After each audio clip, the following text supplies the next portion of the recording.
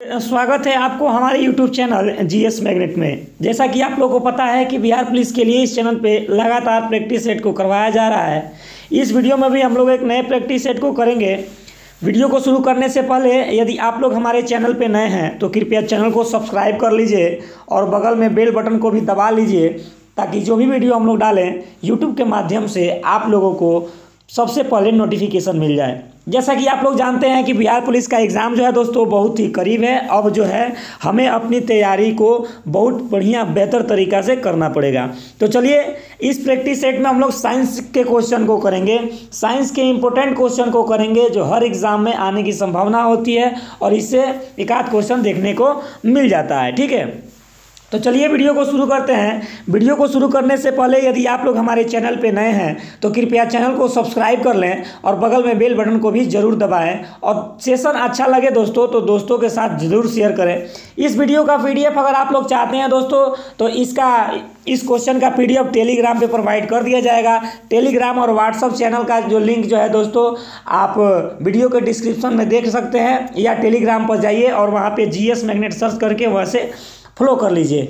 WhatsApp channel पे जाइए और वहाँ पे GS मैग्नेट सर्च करके दोस्तों फॉलो कर लीजिए, क्योंकि इन दोनों चैनलों पे एजुकेशन संबंधित सामग्री को डाला जाता है और प्रैक्टिस सेट या वीडियो को भी लिंक इसमें डाला जाता है और PDF भी डाला जाता है। इसलिए आप लोग जाकर के वहाँ से ज्वाइन जरूर कर लें। ठीक है, चलिए वीडियो को शुरू करते हैं। हमारा जो पहला प्रश्न है दोस्तों वो है, मृग तृष्णा निम्न में से किसका उदाहरण है। मृग तृष्णा दोस्तों निम्न में से किसका उदाहरण है ये बताना है।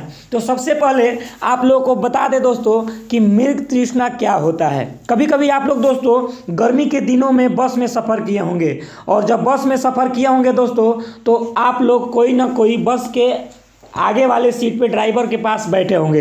वहाँ आप लोग कभी देखते होंगे कि शीशे में से नज़र आता है कि कहीं रोड पे पानी की तरह कुछ झलकता है। पानी की तरह क्या होता है दोस्तों, झलकता है। ऐसा प्रतीत होता है कि आगे क्या है, पानी झलक रहा है। फिर वहाँ हम लोग जैसे जाते हैं वैसे ही वो क्या हो जाता है, गायब हो जाता है। ठीक है, ठीक उसी प्रकार दोस्तों रेगिस्तान में, ठीक उसी प्रकार क्या होता है दोस्तों, रेगिस्तान में बालू में जो है दोस्तों इसी प्रकार का जो है पानी की जैसा प्रकाश जो है झलकता है। ठीक है, और वहाँ जो है मृग यानी हिरण दौड़ करके जाती है, तो वो सोचती है कि यहाँ पे पानी होगा, वहाँ पे दौड़ करके जाती है और दौड़ करके जाने के बाद वहाँ से वो क्या हो जाता है, गायब हो जाता है। फिर कुछ दूर पर दिखाई देने लगता है, फिर वहाँ वो हिरण दौड़ के जाती है। इसी को बोलते हैं मृग तृष्णा। तो मृग तृष्णा का मतलब होता है दोस्तों ये किसके कारण होता है, तो प्रकाश के पूर्ण आंतरिक परावर्तन के कारण होता है। इस बात को आप लोग ध्यान रखिएगा, यानी कि प्रकाश के पूर्ण आंतरिक परिवर्तन के कारण। बात की जाए इस क्वेश्चन की राइट आंसर की तो ऑप्शन नंबर B होगा दोस्तों। ठीक है, चलिए चलते हैं अपने अगले प्रश्न की ओर, देखते हैं कि अगला प्रश्न क्या है। हमारा जो अगला प्रश्न है दोस्तों बहुत ही प्यारा प्रश्न है, आप लोग इसको देखिएगा। शरीर के आंतरिक अंगों के अन्वेषण के लिए प्रयुक्त तकनीक एंडोस्कोपी किस परिघटना का पर आधारित है। एंडोस्कोपिक जो है दोस्तों किस परिघटना पर आधारित है ये बताना है दोस्तों। तो बात की जाए दोस्तों इस क्वेश्चन की राइट आंसर की दोस्तों, तो इसका राइट आंसर आप लोग को पता होना चाहिए, प्रकाश का पूर्ण आंतरिक परावर्तन ही है। यानी कि 1 नंबर और 2 नंबर क्वेश्चन का राइट आंसर जो है दोस्तों प्रकाश का पूर्ण आंतरिक परावर्तन ही होगा। ठीक है, चलिए चलते हैं अपने अगले प्रश्न की ओर, देखते हैं कि अगले प्रश्न क्या है। हमारा जो अगला प्रश्न है दोस्तों वो है, देखिएगा ध्यान से, हमारा जो अगला प्रश्न है वो है, निम्न में से किसके कारण प्रकाश नीला दिखाई देता है। प्रकाश जो है दोस्तों नीला किसके कारण दिखाई देता है। ये तो आम बात है दोस्तों, देखना ये सभी लोग जानते होंगे। बहुत ही लाजवाब प्रश्न है, आसान सा भी प्रश्न है, ये भी कभी कभी देखने को मिल जाता है, इसलिए मैंने इसको डाल दिया। ठीक है, तो निम्न में से किसके कारण प्रकाश का रंग नीला दिखाई देता है दोस्तों। तो बात की जाए इस क्वेश्चन की राइट आंसर की दोस्तों, तो इसका right answer option number C आप लोग याद रखिएगा, प्रकाश का प्रकीर्णन। किसके कारण दोस्तों, प्रकीर्णन के कारण। ठीक है, चलिए चलते हैं अगले प्रश्न की ओर, देखते हैं कि अगला प्रश्न क्या है। अगला जो प्रश्न है दोस्तों वो है, वातावरण में प्रकाश का विसरण निम्न में से किसके कारण होता है। प्रकाश का विसरण जो होता है कि दोस्तों किसके कारण होता है ये बताना है वातावरण में। ठीक है, तो चलिए 104 नंबर प्रश्न का राइट जवाब आप दीजिए, आप लोग को पता हो तो कमेंट बॉक्स में बताते रहिए। बात की जाए इस क्वेश्चन की राइट आंसर की दोस्तों, तो इसका right answer option number B आप लोग याद रखिएगा, धूल कण के कारण। ठीक है, किसके कारण दोस्तों, वातावरण में प्रकाश का जो विसरण होता है दोस्तों वो धूल कण के कारण ही होता है। ठीक है, चलिए चलते हैं अगले प्रश्न की ओर। हमारा जो अगला प्रश्न है दोस्तों वो है, वो देखिएगा थोड़ा ध्यान से, आसान सा प्रश्न है दोस्तों, इंद्रधनुष में किस रंग का विक्षेपण अधिक होता है? इंद्रधनुष जो होता है दोस्तों उसमें किस रंग का जो है विक्षेपण दोस्तों अधिक होता है, ये बताना है। तो बात किया जाए 105 नंबर क्वेश्चन की राइट जवाब का दोस्तों, तो इसका आंसर आप लोग को पता होना चाहिए ऑप्शन नंबर ए, यानी कि बैगनी रंग का जो है दोस्तों विक्षेपण सबसे अधिक होता है। और किस रंग का विक्षेपण सबसे कम होता है दोस्तों, तो आप लोग को पता होना चाहिए, यानी कि लाल रंग। ठीक है, तो अगर इस क्वेश्चन की राइट आंसर में, इस क्वेश्चन का राइट आंसर जो होगा दोस्तों क्या होगा, यानी कि बैगनी रंग। इसमें क्यों बैगनी रंग, क्योंकि अधिक, यानी अधिक ज़्यादा फैलाव इसी का होता है और लाल रंग का कम होता है, इसलिए दूर से काफ़ी अच्छा लाल रंग दिखाई देता है। और खतरों के निशान में भी दोस्तों, जितने भी डेंजरस का निशान होता है, खतरों के निशान में भी लाल रंग का प्रयोग किया जाता है। और तो और दोस्तों गाड़ी का जो बैक लाइट होता है उसमें भी लाल रंग का ही इस्तेमाल किया जाता है। ठीक है, क्योंकि दूर से लाल रंग काफ़ी अच्छा दिखाई देता है, क्योंकि इसका जो विक्षेपण है दोस्तों वो बहुत ही कम होता है, यानी कि कम फैलता है, कम छिटाता है। ठीक है, चलिए चलते हैं अगले प्रश्न की ओर, देखते हैं कि अगला प्रश्न क्या है। हमारा जो अगला प्रश्न है दोस्तों वो है, निम्न में से कौन सा एक पेरिस्कोप के निर्माण में प्रयुक्त किया जाता है? पेरिस्कोप के निर्माण में किसका प्रयुक्त किया जाता है दोस्तों, ये बताना है। तो पेरिस्कोप के निर्माण में दोस्तों समतल दर्पण का उपयोग किया जाता है। किसका उपयोग किया जाता है दोस्तों? समतल दर्पण का। ठीक है, चलिए चलते हैं अपने अगले प्रश्न की ओर और देखते हैं कि अगला प्रश्न क्या है। हमारा जो अगला प्रश्न है दोस्तों उसको देखिएगा, साबुन के झाग में चमकदार रंगों का बनना किस परिघटना का परिमाण है? साबुन के झाग में चमकदार रंगों का बनना किस परिघटना का परिमाण है? साबुन के झाग में चमकदार रंगों का बनना किस परिघटना का परिमाण है? तो चलिए बात की जाए इस क्वेश्चन की राइट आंसर की दोस्तों, तो इसका right answer option number A, बहुलित परावर्तन और व्यक्तीकरण के कारण। याद रखिएगा दोस्तों, बहुलित परावर्तन और व्यक्तीकरण के कारण 107 नंबर क्वेश्चन का राइट आंसर दोस्तों ऑप्शन नंबर ए के साथ जाएगा। ठीक है, चलिए चलते हैं अपने अगले प्रश्न की ओर, देखते हैं कि अगला प्रश्न क्या है। हमारा जो अगला प्रश्न है दोस्तों वो है, देखिएगा, पश्च दृश्य के ट्रैफिक को देखने के लिए ऑटोमोबाइल में किस प्रकार का दर्पण का प्रयोग किया जाता है? पश्च दृश्य यानी पीछे वाले भाग को देखने के लिए दोस्तों जो है किस दर्पण का प्रयोग किया जाता है? तो चलिए बात की जाए इस क्वेश्चन की राइट आंसर की दोस्तों, तो इसका right answer option number D, यानी कि उत्तल दर्पण का प्रयोग किया जाता है। ठीक है, उत्तल दर्पण जो होता है दोस्तों किसी भी वस्तु का छोटा प्रतिबिंब बनाता है। क्या बनाता है दोस्तों? छोटा प्रतिबिंब बनाता है। ठीक है, इसलिए पीछे से आ रही गाड़ी को भी, बड़ी से बड़ी गाड़ी को भी आसानी से दिखा देता है और ड्राइवर पीछे बैक साइड देख करके अपना गाड़ी को कंट्रोल करता है। ठीक है, चलिए चलते हैं अगले प्रश्न की ओर, देखते हैं कि अगला प्रश्न क्या है दोस्तों। हमारा जो अगला प्रश्न है दोस्तों वो है, वाहनों के अग्रदीपों में किस प्रकार के दर्पण का इस्तेमाल किया जाता है? वाहनों के अग्रदीपों में दोस्तों किस प्रकार के दर्पण का इस्तेमाल किया जाता है? मैं ऑप्शन आप लोग को बता दे रहा हूं, आप लोग क्वेश्चन को एक बार ध्यान से पढ़ लीजिए। ठीक है, वाहनों के जो है दोस्तों अग्र यानी हेडलाइट में किस दर्पण का प्रयोग किया जाता है? तो चलिए मैं आप लोग को क्वेश्चन इसका जो है ऑप्शन दिखा दे रहा हूं दोस्तों।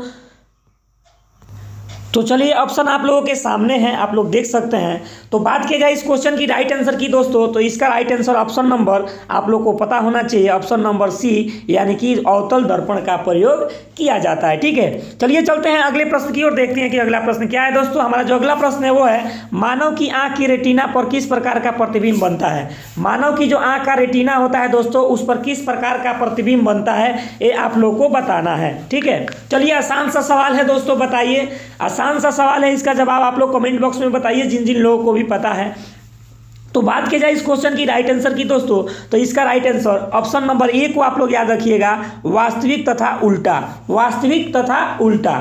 अब आप लोग सोचते होंगे दोस्तों कि यदि मानव का आंख जो है किसी भी वस्तु का उल्टा प्रतिबिंब बनाता है तो हम किसी वस्तु को सीधा कैसे देख लेते हैं? तो ये सब हमारे माइंड का कमाल है दोस्तों। हमारा जो दिमाग है दोस्तों, ये आंख जो है उल्टा प्रतिबिंब बना देता है और उसी प्रतिबिंब को हमारा जो दिमाग है उसे सीधा करके हमें अच्छा से दिखा देता है। तो इसलिए हमें भी कोई भी वस्तु सीधी दिखाई देती है, उल्टी दिखाई नहीं देती है। ठीक है, चलिए चलते हैं अपने अगले प्रश्न की ओर, देखते हैं कि अगला प्रश्न क्या है। हमारा जो अगला प्रश्न है दोस्तों वो है, दो समानांतर समतल दर्पणों के मध्य रखी वस्तु कितने प्रतिबिंब बनते हैं? दो समानांतर समतल दर्पणों के मध्य रखी वस्तु के कितने प्रतिबिंब बनते हैं?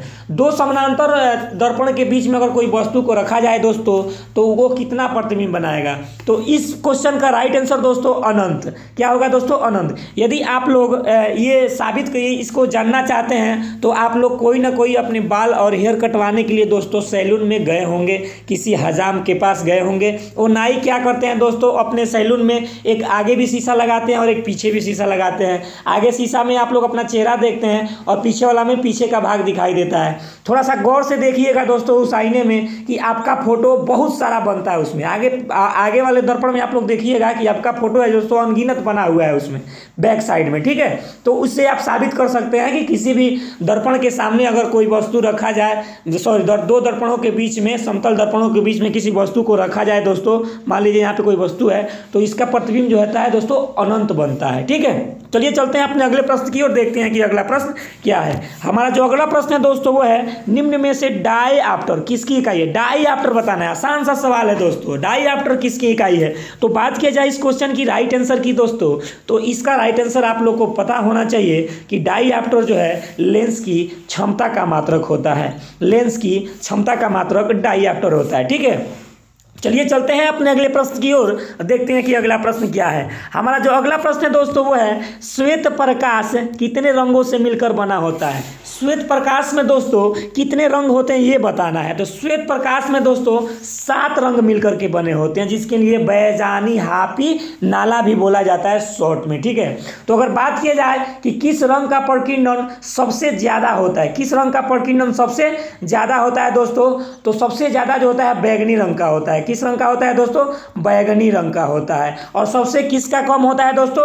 लाल रंग का होता है। किसका कम होता है दोस्तों? लाल रंग का। अगर बात किया जाए दोस्तों तरंगदैर्घ्य की, तो सबसे ज्यादा तरंगदैर्घ्य दोस्तों लाल रंग की होती है और सबसे कम बैगनी की होती है। ये क्वेश्चन भी कभी कभी पूछ लेता है एग्जाम में, आप लोग इस बात को ध्यान रखिएगा, ठीक है। चलिए चलते हैं अपने अगले प्रश्न की ओर, देखते हैं कि अगला प्रश्न दोस्तों क्या है। हमारा जो 114वां नंबर प्रश्न है दोस्तों, देखिएगा, निम्न में से कौन सा प्रकाश सबसे कम तरंगदैर्घ्य वाला है? सबसे कम तरंगदैर्घ्य वाला प्रकाश कौन सा है दोस्तों, ये बताना है। तो अभी मैं आप लोगों को बताया कि बैगनी रंग जो है दोस्तों सबसे कम तरंगदैर्घ्य वाला होता है और लाल रंग जो है दोस्तों सबसे ज्यादा तरंगदैर्घ्य वाला होता है, ठीक है। चलिए चलते हैं अपने अगले प्रश्न की ओर और देखते हैं कि अगला प्रश्न क्या है। हमारा जो अगला प्रश्न है दोस्तों वो है, कैमरे में किस प्रकार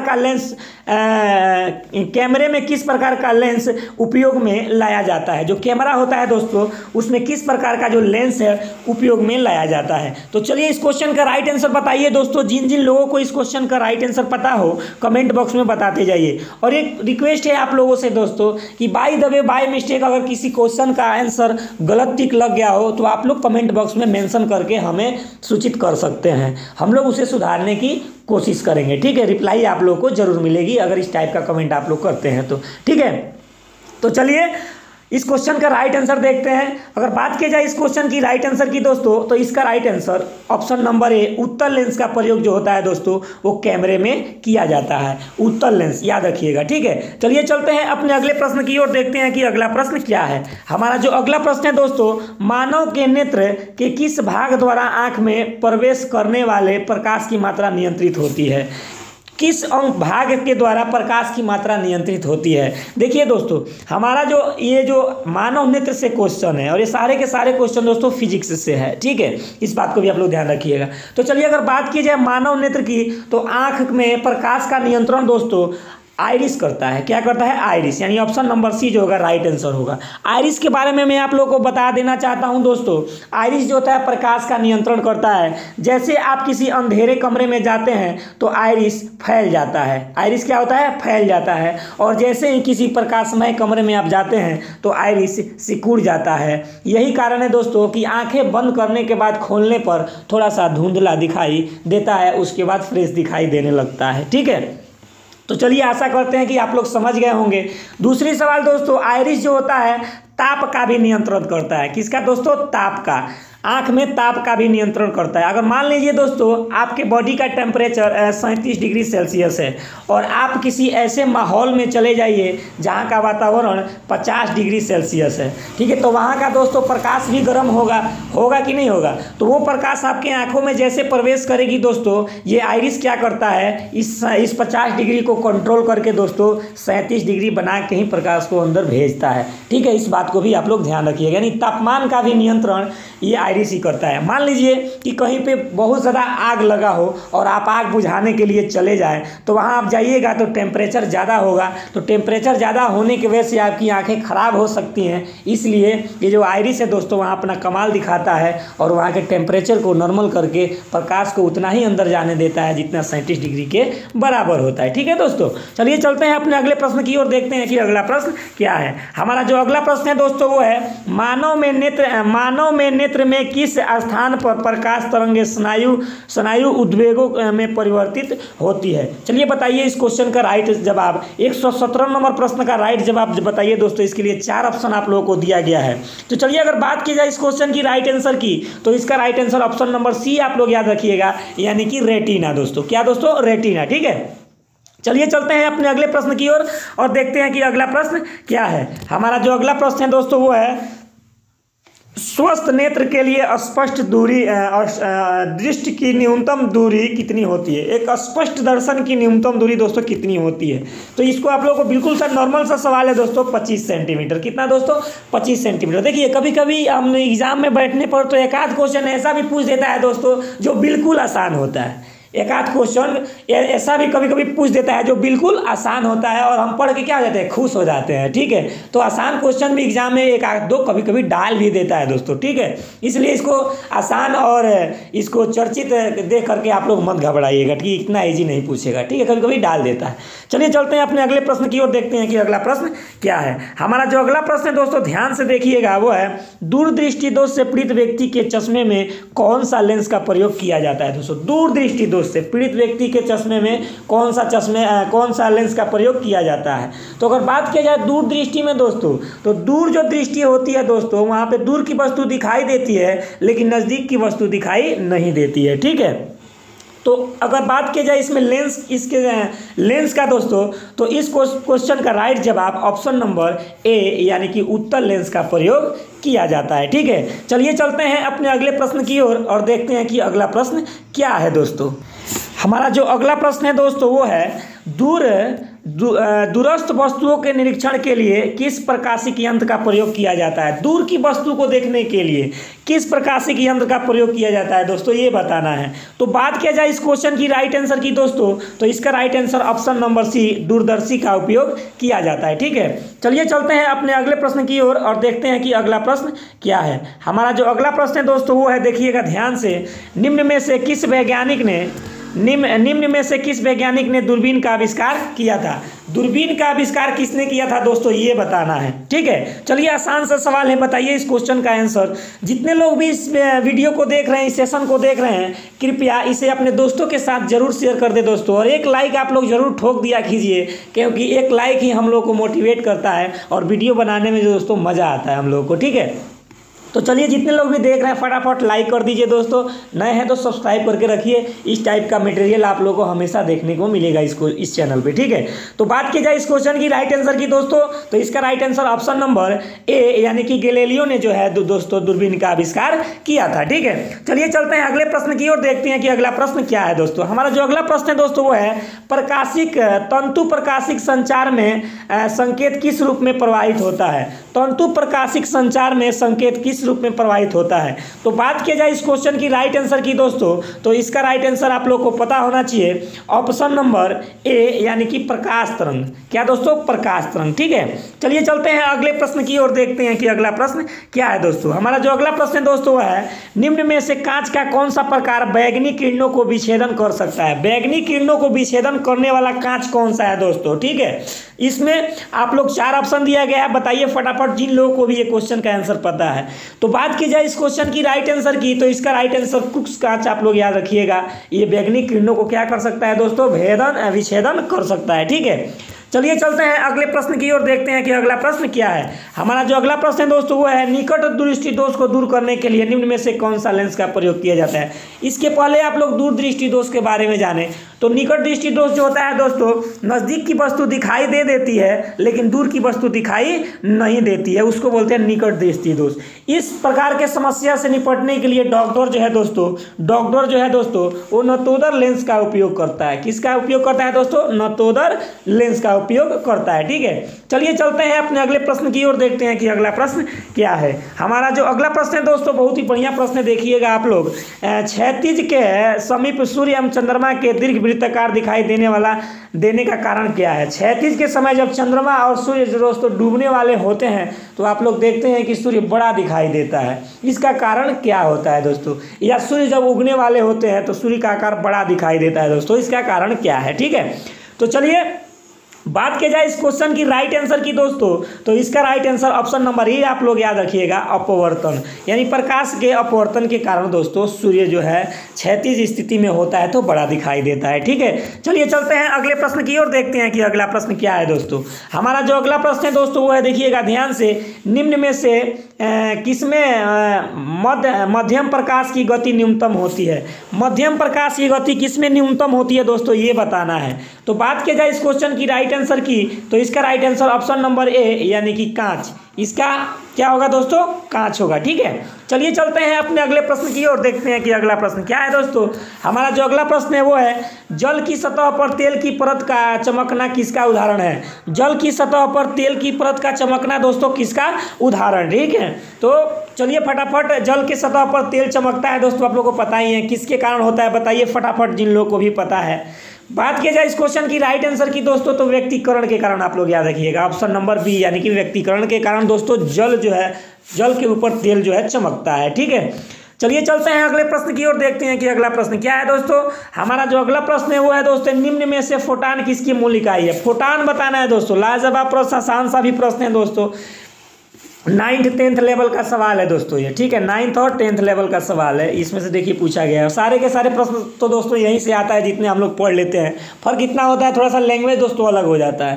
कंपटीशन में दोस्तों होता है क्या है, जितना हम लोग पढ़े हैं उसी को घुमा घुमा के सब साइंस से क्वेश्चन देता है, मैथ से क्वेश्चन देता है। ठीक है, थोड़ा कुछ हटके भी देता है, लेकिन ज़्यादातर क्वेश्चन इन्हीं कक्षाओं से होता है दोस्तों। ठीक है, जो हम लोग पढ़ चुके हैं। तो चलिए अगर बात की जाए इस क्वेश्चन की राइट आंसर की, तो फोटान जो है दोस्तों वो प्रकाश की मूलभूत इकाई है। ठीक है, चलिए चलते हैं अपने अगले प्रश्न की ओर और देखते हैं कि दोस्तों अगला प्रश्न क्या है। ठीक है,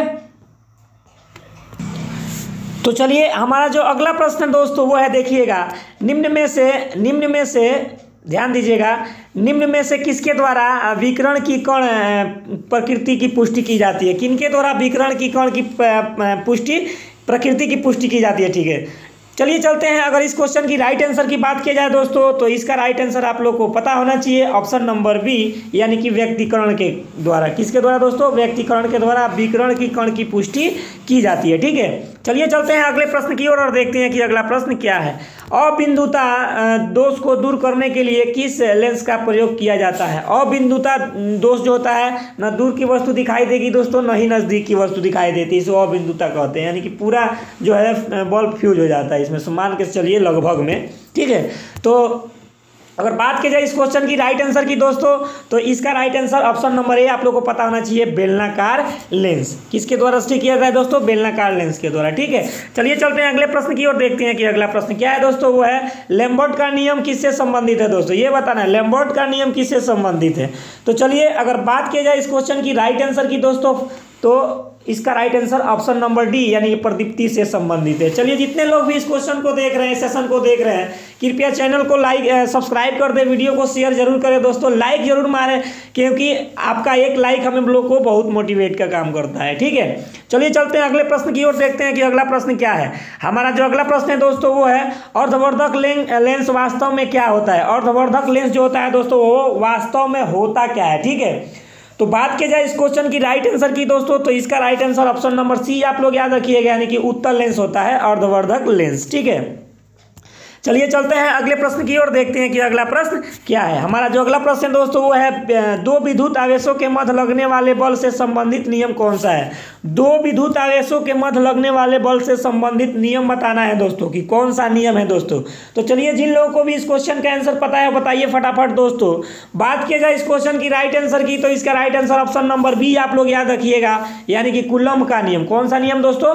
कूलम्ब का नियम। ठीक है, चलिए चलते हैं अगले प्रश्न की ओर, देखते हैं कि अगला प्रश्न क्या है। हमारा जो अगला प्रश्न है दोस्तों वो है, वस्तुओं का आवेशन किसके स्थानांतरण के फलस्वरूप होता है। वस्तुओं का जो आवेशन हो दोस्तों वो किसके स्थानांतरण के फलस्वरूप होता है। ठीक है, आवेशन किसके स्थानांतरण के फलस्वरूप, यानी कि जब इलेक्ट्रॉन दोस्तों गति करता है तो वस्तुओं में आवेशन की स्थिति उत्पन्न होती है। ठीक है, 134 नंबर प्रश्न का राइट जवाब ऑप्शन नंबर ए, यानी कि इलेक्ट्रॉन। ठीक है, चलिए चलते हैं अगले प्रश्न की ओर, देखते हैं कि अगला प्रश्न क्या है। पहले क्वेश्चन को पढ़िए दोस्तों। दो स्थिर आवेशों के बीच लगने वाला बल उनकी मात्राओं के गुणनफल के अनुक्रमानुपाती तथा उनके बीच की दूरी के वर्गों के व्युत्क्रमानुपाती होता है। इस नियम को किस नाम से जाना जाता है? पहले क्वेश्चन को आप लोग पढ़िए दोस्तों। ठीक है, तो चलिए मैं आप लोगों को ऑप्शन दिखा दे रहा हूँ, बताइए इनमें से कौन सा नियम है दोस्तों। इसके लिए 4 ऑप्शन आप लोग को दिया गया है दोस्तों। आप लोग बताइए इस क्वेश्चन का राइट जवाब कौन सा होगा। तो बात की जाए इस क्वेश्चन का राइट जवाब दोस्तों, तो कूलम्ब का नियम। ये आप लोग याद रखिएगा दोस्तों, कौन सा नियम? कूलम्ब का नियम। कूलम्ब के नियम जो है दोस्तों इसका राइट जवाब होगा। ठीक है, चलिए चलते हैं अगले प्रश्न की ओर, देखते हैं कि अगला प्रश्न क्या है। हमारा जो अगला प्रश्न है दोस्तों वो है, निम्न में से कौन सा सबसे उच्चतम विद्युत चालक है। सबसे उच्चतम विद्युत चालक कौन सा है दोस्तों, ये बताइए। तो अगर बात की जाए चांदी की दोस्तों, तो चांदी जो होती है दोस्तों सबसे अधिक विद्युत का चालन, अच्छा विद्युत का सुचालक माना जाता है। ठीक है, चलिए चलते हैं अपने अगले प्रश्न की ओर, देखते हैं कि अगला प्रश्न क्या है। हमारा जो अगला प्रश्न है दोस्तों वो है, निम्न में से किसके द्वारा प्रत्यावर्ती धारा को दिश धारा में बदला जाता है। प्रत्यावर्ती धारा को दिश धारा में बदलने का काम किसके द्वारा होता है दोस्तों, यानी कि एसी से डीसी में किसको बदला, कौन सा युक्ति जो है दोस्तों एसी को डीसी में बदलता है। ठीक है, तो चलिए अगर बात की जाए इस क्वेश्चन की राइट आंसर की, तो इसका राइट आंसर ऑप्शन नंबर जो है दोस्तों सी आप लोग याद रखिएगा, यानी कि मोटर। ठीक है, चलिए चलते हैं अगले। चलिए बताइए मोटर किस सिद्धांत पर कार्य करता है दोस्तों, ये आप लोग कमेंट बॉक्स में बताइए कि मोटर किस सिद्धांत पर कार्य करता है। ठीक है, चलिए चलते हैं अगले प्रश्न की ओर, देखते हैं कि अगला प्रश्न क्या है। हमारा जो अगला प्रश्न है दोस्तों वो है, एक आदर्श वोल्ट मीटर का प्रतिरोध कितना होता है। एक आदर्श वोल्ट मीटर का प्रतिरोध बताना है दोस्तों कि कितना होता है। चलिए जिन लोगों को भी पता है बताइए दोस्तों।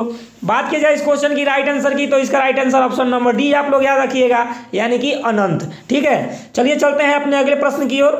ठीक है, हमारा जो अगला प्रश्न है दोस्तों उस पर ध्यान दीजिएगा, वो है, किसी परिपथ में एक बिंदु पर मिलने वाली धाराओं का बीजीय योग क्या होता है। किसी परिपथ में एक बिंदु पर मिलने वाली धाराओं का बीजीय योग क्या होता है दोस्तों। तो बात की जाए इस क्वेश्चन की राइट आंसर की दोस्तों, तो इसका राइट आंसर आप लोग को पता होना चाहिए, ऑप्शन नंबर बी, यानी कि शून्य होता है। क्या होता है दोस्तों? शून्य होता है। ठीक है, चलिए चलते हैं अगले प्रश्न की ओर। हमारा जो अगला प्रश्न है दोस्तों वो है, देखिएगा, निम्न में से कौन सा प्रतिरोध का मात्रक है। आसान सा सवाल है दोस्तों, प्रतिरोध का मात्रक बताना है। ठीक है, चलिए बताइए जिन लोगों को भी पता होगा इस आंसर का राइट जवाब। बात की जाए इस क्वेश्चन की राइट आंसर की दोस्तों, तो इसका right answer option number D को आप लोग याद रखिएगा, प्रतिरोध का मात्रक ओम होता है दोस्तों। और प्रतिरोध को आर से निरूपित करते हैं, किससे दोस्तों? आर से। इस बात को भी ध्यान रखिएगा। ठीक है, चलिए चलते हैं अगले प्रश्न की ओर, देखते हैं कि अगला प्रश्न क्या है। हमारा जो अगला प्रश्न है दोस्तों वो है, किसी चालक के सिरों के बीच का विभवांतर उसमें प्रवाहित किए गए धारा के उनको समानुपाती होती है। इस नियम को किस नाम से जाना जाता है दोस्तों? बहुत ही चर्चित नियम है दोस्तों। तो इस नियम को हम लोग ओम के नियम से जानते हैं। किस नियम के जानते हैं दोस्तों? ओम के नियम से। ठीक है, चलिए चलते हैं अपने अगले प्रश्न की ओर, देखते हैं कि अगला प्रश्न क्या है। हमारा जो अगला प्रश्न है दोस्तों वो है, इस पर ध्यान दीजिएगा, विशिष्ट प्रतिरोध का एसआई मात्रक क्या होता है दोस्तों? विशिष्ट प्रतिरोध का एसआई मात्रक, अभी पिछले क्वेश्चन में आप लोग प्रतिरोध का मात्रक जाने थे कि ओम होता है। क्या होता है दोस्तों? ओम होता है। अब यहाँ पे विशिष्ट प्रतिरोध का मात्रक बताना है। तो चलिए बात की जाए इस क्वेश्चन की राइट आंसर की, तो इसका right answer option number B को आप लोग याद रखिएगा, ओम मीटर होता है। क्या दोस्तों? ओम मीटर। ठीक है, कहीं भूल से भी ओम प्रति मीटर स्क्वायर मत मार दीजिएगा। ठीक है, चलिए चलते हैं अगले प्रश्न की ओर, देखते हैं कि अगला प्रश्न क्या होता है। हमारा जो अगला प्रश्न है दोस्तों वो है, एक समान शुष्क सेल में विद्युत अपघटय के रूप में क्या होता है। एक समान शुष्क सेल में विद्युत अपघटय के रूप में क्या होता है दोस्तों, ये बताना है। तो चलिए बात की जाए इस क्वेश्चन की राइट आंसर की, तो इसका right answer option number C आप लोग याद रखिएगा, अमोनियम क्लोराइड। अमोनियम क्लोराइड होता है दोस्तों शुष्क विद्युत अपघटय के रूप में, क्या होता है दोस्तों, अमोनियम क्लोराइड। ठीक है, चलिए चलते हैं अगले प्रश्न की ओर, देखते हैं कि अगला प्रश्न क्या है दोस्तों। हमारा जो अगला प्रश्न है दोस्तों वो है ट्यूबलाइट में व्यय ऊर्जा का लगभग कितना भाग प्रकाश में परिवर्तित होता है। ट्यूबलाइट में व्यय ऊर्जा का लगभग कितना भाग प्रकाश में परिवर्तित होता है ये बताना है दोस्तों। तो चलिए बात की जाए इस क्वेश्चन की राइट आंसर की दोस्तों, तो इसका राइट आंसर आप लोग को पता होना चाहिए ऑप्शन नंबर डी, यानी कि 60 से 70%। जितना ऊर्जा खपत करता है उसका 60 से 70% जो दोस्तों ऊर्जा ये प्रकाश देता है दोस्तों। ठीक है, ट्यूबलाइट इसलिए ज़्यादा सस्ता होता है। ठीक है, चलिए चलते हैं अगले प्रश्न की ओर, देखते हैं कि अगला प्रश्न क्या है। हमारा जो अगला प्रश्न है दोस्तों वो है किलोवाट घंटा किसकी इकाई होती है। किलोवाट घंटा जो होती है दोस्तों किसकी इकाई होती है। ठीक है, तो किलोवाट घंटा किसकी इकाई होती है। तो बात की जाए इस क्वेश्चन की राइट आंसर की, तो इसका राइट आंसर ऑप्शन नंबर ए को आप लोग पता होना चाहिए, विभवांतर। किसका दोस्तों, विभवांतर। ठीक है, तो चलिए चलते हैं अपने अगले प्रश्न की ओर, देखते हैं कि अगला प्रश्न क्या है। हमारा जो अगला प्रश्न है दोस्तों वो है निम्नलिखित में से किस वैज्ञानिक ने तड़ित चालक का आविष्कार किया था। तड़ित चालक का बात की जाए दोस्तों तो बेंजामिन फ्रैंकलिन ने किया था। किसने किया था दोस्तों, बेंजामिन फ्रैंकलिन ने। जिन जिन लोगों को भी आंसर पता हो रहा है दोस्तों आप लोग कमेंट बॉक्स में जरूर बताइएगा, और लास्ट में अपना स्कोर एक बार जरूर कमेंट बॉक्स में बताइएगा, इससे हम लोग को पता चले कि आप लोग कितना अच्छा से तैयारी कर रहे हैं। ठीक है, चलिए चलते हैं अपने अगले प्रश्न की ओर, देखते हैं कि अगला प्रश्न क्या है। हमारा जो अगला प्रश्न है दोस्तों वो है मानव शरीर के विद्युत प्रतिरोध का परिमाण की कोटि क्या है। मानव शरीर के विद्युत प्रतिरोध के परिमाण की कोटि क्या है दोस्तों, ये बताना है। तो बात की जाए इस क्वेश्चन की राइट आंसर की, तो इसका right answer option number C आप लोग याद रखिएगा, यानी कि 10 के पावर 6 ओम। कितना दोस्तों, 10 के पावर 6 ओम जो होता है। ठीक है, चलिए चलते हैं अगले प्रश्न की ओर, देखते हैं कि अगला प्रश्न क्या है। हमारा जो अगला प्रश्न है दोस्तों वो है, देखिएगा, विद्युत उत्पन्न करने के लिए कौन सी धातु का प्रयोग किया जाता है। विद्युत उत्पन्न करने के लिए कौन सी धातु का प्रयोग किया जाता है। इसके लिए 4 ऑप्शन आप लोग को दिया गया है, ए में यूरेनियम, बी लोहा, सी तांबा, डी एल्युमिनियम। तो बात की जाए इस क्वेश्चन की राइट आंसर की दोस्तों, तो इसका राइट आंसर आप लोग को पता होना चाहिए कि ऑप्शन नंबर ए यूरेनियम। यूरेनियम जो में यूरेनियम का उपयोग जो है दोस्तों किया जाता है। चलिए बताइए यूरेनियम कितने प्रकार के होता है और यूरेनियम के कितने समस्थानिक है। ठीक है, यूरेनियम का उपयोग दोस्तों ब्लास्टिक मतलब ब्लास्ट करने वाले मिसाइल में भी या बॉम्ब में भी किया जाता है दोस्तों, इस बात को भी आप लोग ध्यान रखिएगा। ठीक है, चलिए चलते हैं अपने अगले प्रश्न की ओर और देखते हैं कि अगला प्रश्न क्या है। ठीक है, हमारा जो अगला प्रश्न है दोस्तों वो है, हमारा जो अगला प्रश्न देखिएगा, किसी कृत्रिम उपग्रह में विद्युत ऊर्जा का स्रोत क्या होता है। कृत्रिम उपग्रह में दोस्तों विद्युत ऊर्जा का स्रोत होता है, क्या होता है दोस्तों, तो सौर बैटरी होती है। इस बात को आप लोग ध्यान रखिए। देखिए थोड़ा सा पीडीएफ यहाँ पे बनाने वाला लड़का जो है दोस्तों थोड़ा सा गलत बना दिया है, इसमें पीडीएफ थोड़ा क्लीन नहीं आया है, इसके लिए मैं क्षमा चाहते हैं आप लोगों से, थोड़ा सा आप लोग मैनेज कीजिएगा। ठीक है, चलिए चलते हैं अपने अगले प्रश्न की ओर, देखते हैं कि अगला प्रश्न क्या है। हमारा जो अगला प्रश्न है दोस्तों वो है, निम्न में से कौन सी युक्ति विद्युत ऊर्जा को यांत्रिक ऊर्जा में बदलने का कार्य करती है। विद्युत ऊर्जा को यांत्रिक ऊर्जा में बदलने का काम कौन सी युक्ति करती है दोस्तों, ये बताना है। तो बात की जाए इस क्वेश्चन की राइट आंसर की, तो विद्युत ऊर्जा को यांत्रिक ऊर्जा में बदलने का काम दोस्तों ऑप्शन नंबर सी, यानी कि विद्युत मोटर करता है दोस्तों। क्या करता है, विद्युत मोटर। तो चलिए आप लोग बताइए कि माइक जो होता है दोस्तों वो क्या करता है। माइक किस ऊर्जा को किस में कन्वर्ट करता है, ये बताइए, माइक्रोफोन। ठीक है, चलिए चलते हैं अगले प्रश्न की ओर और देखते हैं कि अगला प्रश्न क्या है। हमारा जो अगला प्रश्न है दोस्तों वो है, एकीकृत परिपथ में प्रयुक्त अर्धचालक चिप किससे बनी होती है। अर्धचालक चिप जो होता है दोस्तों किससे बनी होती है। तो अगर बात की जाए इस क्वेश्चन की राइट आंसर की दोस्तों, तो इसका right answer option number C को आप लोग पता होना चाहिए कि अर्धचालक चिप जो होता है सिलिकॉन का बना होता है। देखिए जितने भी अर्धचालक का बात आ जाए कि किससे बना होता है दोस्तों, आप लोग याद रखिएगा उपधातु। उपधातु जो है दोस्तों उपधातुओं से ही बनाई जाती है। ठीक है, तो ये जो सिलिकॉन जो है ये उपधातु है। ठीक है, इसलिए इससे बनाई जाती है।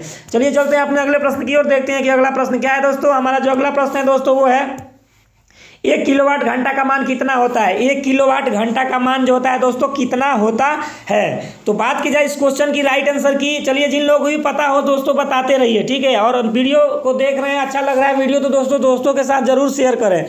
ठीक है, और एक लाइक जरूर करें दोस्तों, क्योंकि आपका लाइक हमें मोटिवेट का काम करता है। अगर बात की जाए इस क्वेश्चन की राइट आंसर की दोस्तों, तो इसका राइट आंसर ऑप्शन नंबर ए, यानी कि 3 × 10 के पावर 6 जूल होता है 1 किलोवाट घंटा में। ठीक है, चलिए चलते हैं अगले प्रश्न की ओर, देखते हैं कि अगला प्रश्न क्या है। अगला जो प्रश्न है दोस्तों वो है, स्थिर विद्युत अवक्षेपित का प्रयोग किसे नियंत्रित करने के लिए किया जाता है।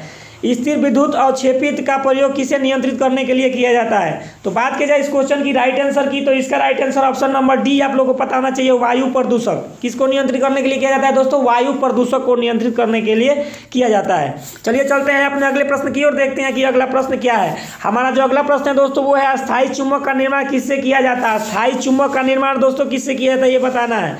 तो बात की जाए इस क्वेश्चन की राइट आंसर की, तो दोस्तों इसका राइट आंसर ऑप्शन नंबर ए आप लोगों को पता होना चाहिए, इस्पात से किया जाता है दोस्तों। किससे किया जाता है? इस्पात से। ठीक है, चलिए चलते हैं अगले प्रश्न की ओर, देखते हैं कि अगला प्रश्न क्या है। हमारा जो अगला प्रश्न है दोस्तों वो है चुंबकीय क्षेत्र का मात्रक क्या होता है दोस्तों, ये बताना है। चुंबकीय क्षेत्र का मात्रक बताना है दोस्तों, बढ़िया सा प्रश्न है। चलिए कमेंट बॉक्स में बताइए फटाफट, चुंबकीय क्षेत्र का मात्रक क्या होता है। तो बात की जाए इस क्वेश्चन की राइट आंसर की दोस्तों, तो इसका राइट आंसर ऑप्शन नंबर ए यानी कि गॉस होता है दोस्तों। क्या होता है दोस्तों? गॉस होता है। ठीक है, चलिए चलते हैं अगले प्रश्न की ओर, देखते हैं कि अगला प्रश्न क्या है। हमारा जो अगला प्रश्न है दोस्तों वो है निम्न में से कौन सा लोह चुंबकीय पदार्थ नहीं है? लोह चुंबकीय पदार्थ जो नहीं है दोस्तों ये बताना है, यानी कि ऑप्शन नंबर ए लोहा, ऑप्शन नंबर बी निकेल, सी तांबा और डी कोबाल्ट। तो इसमें से कौन सा लोह चुंबकीय पदार्थ नहीं है ये बताना है दोस्तों। तो बात की जाए इस क्वेश्चन की राइट आंसर की दोस्तों, तो ऑप्शन नंबर सी को आप लोगों को पता होना चाहिए, तांबा जो है चुंबकीय पदार्थ नहीं है दोस्तों। ठीक है, चलिए चलते हैं अपने अगले प्रश्न की ओर और देखते हैं कि अगला प्रश्न क्या है। हमारा जो आज का सबसे लास्ट वाला प्रश्न है दोस्तों, और बहुत ही मस्त प्रश्न है, इसको देखिएगा। लोह चुंबकीय पदार्थों के भीतर परमाणुओं की असंख्य अतिसूक्ष्म रचनाओं को क्या कहा जाता है? ठीक है, चलिए बताइए इस क्वेश्चन का राइट जवाब दोस्तों। तो बात की जाए इस क्वेश्चन की राइट जवाब का दोस्तों, तो इसका राइट जवाब ऑप्शन नंबर सी यानी कि डोमेन कहा जाता है। क्या कहा जाता है दोस्तों? डोमेन। तो चलिए आज के सेशन में बस इतना ही, मिलते हैं एक अगले सेशन में, तब तक के लिए जय हिंद जय भारत। और हाँ दोस्तों, अगर वीडियो अच्छा लगा हो तो दोस्तों के साथ शेयर कीजिए और हमें ज़्यादा से ज़्यादा सपोर्ट कीजिए दोस्तों, और दोस्तों के साथ शेयर करके चैनल को सब्सक्राइब भी कर लीजिए यदि आप लोग हमारे चैनल पर नए हैं तो, क्योंकि इसी टाइप का जो क्वेश्चन है दोस्तों बिहार पुलिस, बिहार एसएससी, बिहार दरोगा आदि के लिए यहाँ पे प्रैक्टिस सेट करवाया जाता है। वीडियो का पीडीएफ चाहिए दोस्तों तो आप लोग टेलीग्राम चैनल को ज्वाइन करके वहाँ से प्राप्त कर सकते हैं। व्हाट्सअप चैनल को ज्वाइन करके दोस्तों आप लोग फ्री ऑफ कॉस्ट आप लोग प्राप्त कर सकते हैं। ठीक है, तो चलिए मिलते हैं अगले सेशन में, तब तक के लिए जय हिंद जय भारत।